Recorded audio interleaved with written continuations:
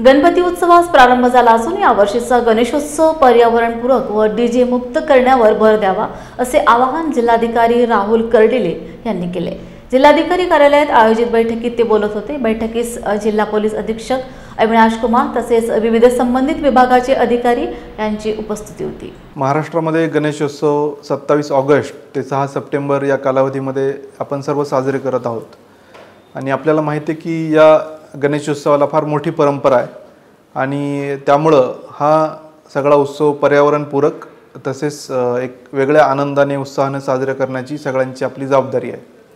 तर त्या अनुषंगाने आम्ही आता एक बैठक घेतली आहे ज्यामध्ये आपले जिल्ह्याचे आदरणीय एसपी साहेब, सर्व महत्त्वाच्या लाईन डिपार्टमेंट हजर होत्या आणि त्यामध्ये आम्ही काही प्रमुख निर्णय घेतलेले आहेत।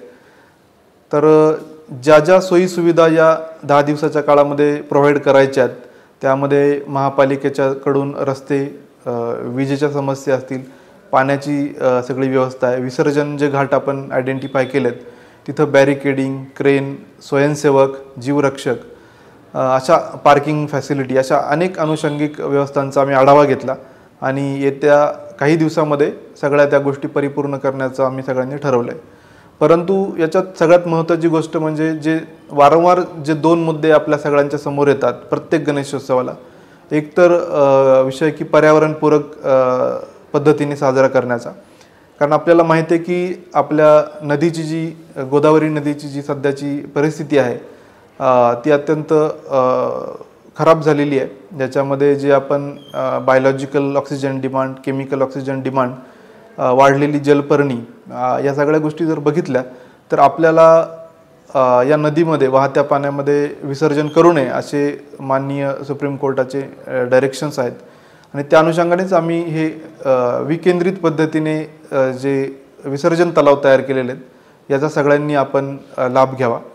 दुसरी एक नवीन एक इनिशिएटिव्ह आम्ही घेतलेला आहे की आपल्या शहरामध्येच पर्यावरणपूरक छोटे तलाव तयार करण्याचा मानस असून पुढच्या 1-2 दिवसामध्येच ते सगळे लोकेशन्स आपल्याला कळवण्यात येतील, ज्यामध्ये जे महत्त्वाचे चौक, त्यानंतर कॉलेजेस ज्या ठिकाणी आपण आपल्या घराजवळ पर्यावरणपूरक पद्धतीने विसर्जन करू शकता आणि त्याचसोबत काही ज्या इच्छुक NGO असतील, स्वयंसेवी संस्था असतील ज्या पिकअप करण्याला इच्छुक आहेत त्यांच्याशी पण आम्ही संवाद साधतोय आणि त्यासोबत महापालिकेचं नेहमीचं जे decentralise pickup points, collection points हे पण आमचे ॲक्टिव्हेट आहेत।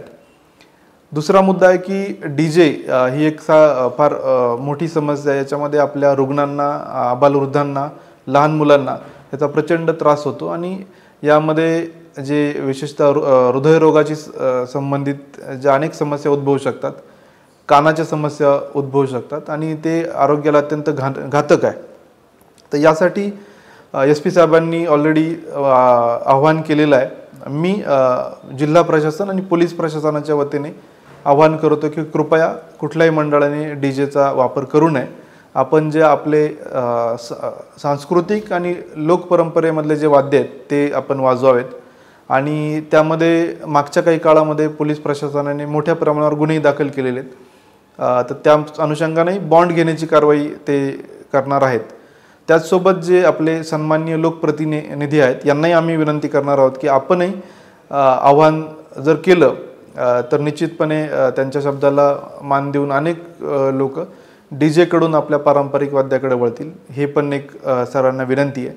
आणि आपण हा सण उपक्रम वेगळे राबवून साजरा करावा जेणेकरून तो अधिक आनंदी, उत्साही आणि सगळ्यांना सामावून घेणारा असेल अशी मला आशा वाटते। धन्यवाद।